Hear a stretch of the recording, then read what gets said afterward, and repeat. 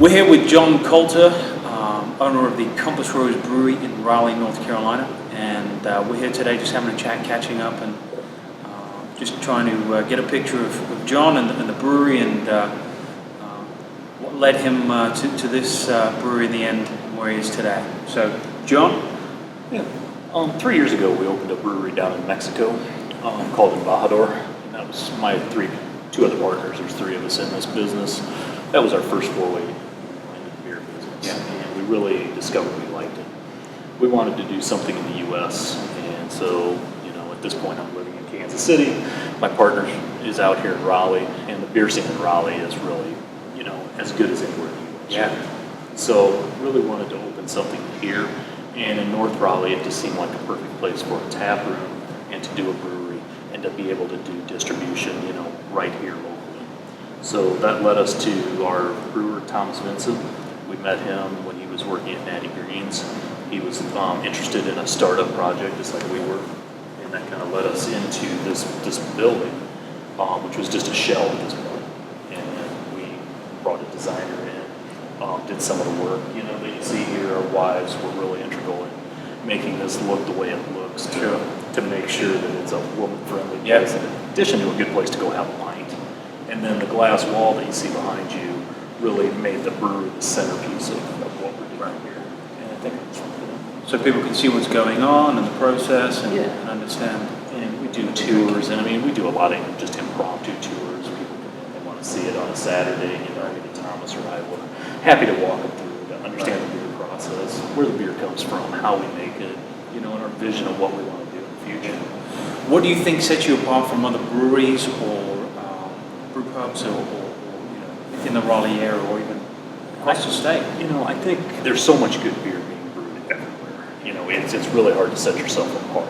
I think we have some influence coming in from Mexico in that we are going to do our agave cream ale, and we want to do some of these things that are brought in internationally, things from our travels that we've been able to bring in.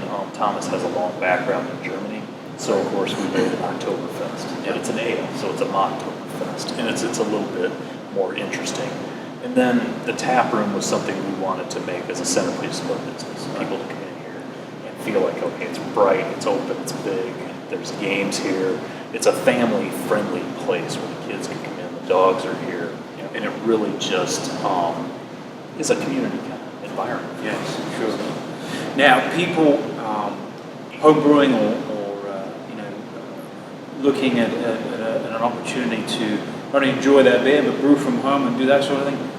How many years have you been in the beer industry? 3 years. Okay. And started home brewing? Started home brewing after we had the brewery in Mexico. Okay. We took the plunge in there. We had somebody in there that really wanted to get into brewing and to get bigger. So we partnered with our brewer down there. And at this point, I really wanted to understand more of how beer is made, how it works, what the process is.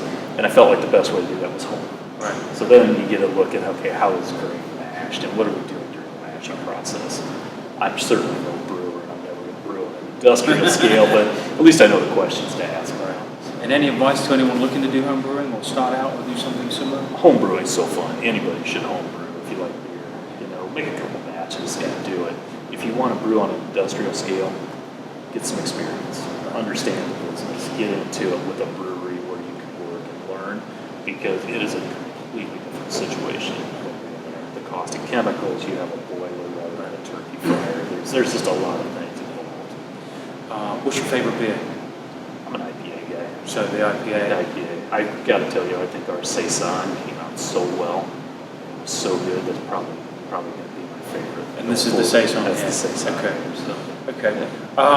So we'll catch up and check back with you guys, and we'll do a follow-up with the Compass Rose, and check back on the website, and we'll do a follow-up, and hopefully we can grow with the guys as they grow, and we'll tell their story from behind the camera. Anyway, cheers, John. Really appreciate the time, and cheers. Good luck and success to everything in the future. Thank you.